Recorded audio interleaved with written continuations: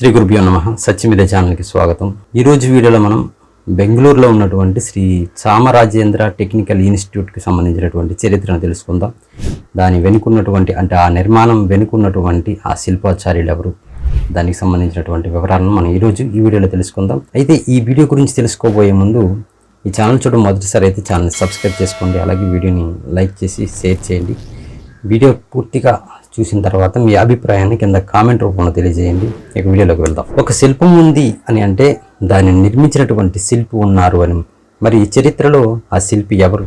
బెంగళూరు నగర నిర్మాణంలో బెంగళూరుకు నలువైపులా గోపుర నిర్మాణం చేసిన వారిగా పేరుగాంచినటువంటి శ్రీ కెంపేగౌడ గారి యొక్క మొదటి లోహ ప్రతిమ శిల్పం తయారు చేసినటువంటి శిల్పాచార్యులు. అలాగే బెంగళూరులో నగర వీధుల్లో రోడ్ల కూడలిలో మనకి కనిపిస్తున్నటువంటి శ్రీ కెంపేగౌడ గారి యొక్క రూప లక్షణములను మూర్తిభవించిన శిల్పంగా మలచినటువంటి ఆ విశ్వబ్రాహ్మణ శిల్పి ఎవరు? కర్ణాటకలోని మాండ్యా జిల్లాలోని నాగమంగళ ప్రాంతం కంచు శిల్పాలకు పుట్టినెల్లు. 18వ శతాబ్దం కాలంలో కీర్తిశేషులు శ్రీ వెంకటాచార్యులు గారు ఆ కంచు శిల్ప కళలలో చాలా ప్రసిద్ధి పొందారు. వీరి కుటుంబాన్ని అందరూ ఆనాటి కన్నడ భాషలో కంపెనీ మనే అనేవారు, అంటే కంపెనీ ఇల్లు అని పిలిచేవారు.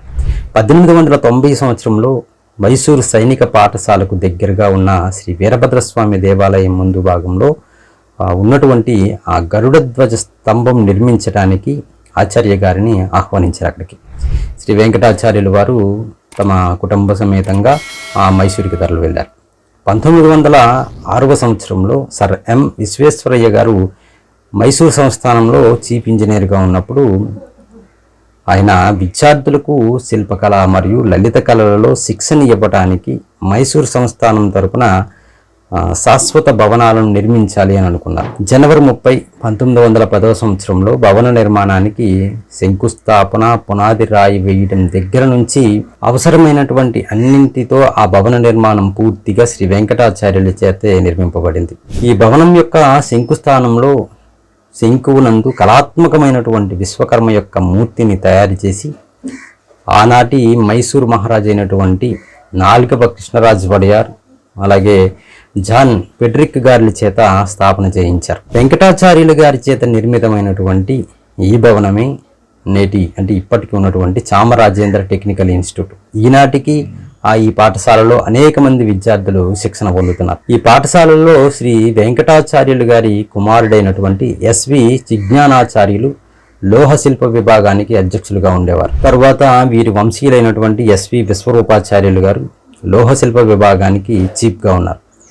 దాదాపు 1960వ సంవత్సరంలో కర్ణాటక ప్రభుత్వం శ్రీ కెంపేగౌడ గారి కంచు శిల్పం నిర్మించే బాధ్యతను వెంకటాచార్యులు గారికి అప్పగించారు.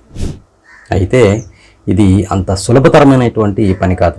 శ్రీ కెంపేగౌడ గారి గంభీరత, సాధించాలి అనేటటువంటి ఆత్మవిశ్వాసం, శూరత్వం మరియు సౌమ్యత అనే భావాలు ఆయనలో ప్రతిబింబించే విధంగా వారి చరిత్రను పరిశోధన చేసి కల్పనా చిత్రాలను గీచి తగినట్లుగా కెంపేగౌడ గారికి ఒక రూపాన్ని రూపకల్పన చేశారు. పూర్ణ ప్రమాణంలో వెంకటాచార్యులు గారి చేత నిర్మింపబడినటువంటి కెంపేగౌడ గారి కంచులోహ ప్రతిమ 1964వ సంవత్సరంలో బెంగళూరు కార్పొరేషన్ కార్యాలయం ఎదురుగా గల కోడలిలో కన్నడ నామంలో ఈ విగ్రహ ప్రతిమ స్థాపన అనేది జరిగింది. కొన్ని సంవత్సరాలు గడిచినా ఇది సజీవంగా నిలిచి ఉంది. చూశారు కదండి, బెంగళూరులో ఉన్నటువంటి శ్రీ చామరాజేంద్ర టెక్నికల్ ఇన్స్టిట్యూట్ నిర్మాణానికి సంబంధించినటువంటి చరిత్ర, అలాగే ఆ నిర్మాణం వెనక ఉన్నటువంటి ఆ శిల్పాచార్యులు ఎవరు అనేది కూడా ఈ వీడియో ద్వారా మీరు తెలుసుకున్నారని ఆశిస్తున్నాను. ఇటువంటి వీడియోస్ కోసం ఈ ఛానల్ ఫాలో అవ్వడం మాత్రం మర్చిపోకండి. మరొక వీడియోతో మళ్ళీ కలుద్దాం. శ్రీ గురుభ్యో నమః.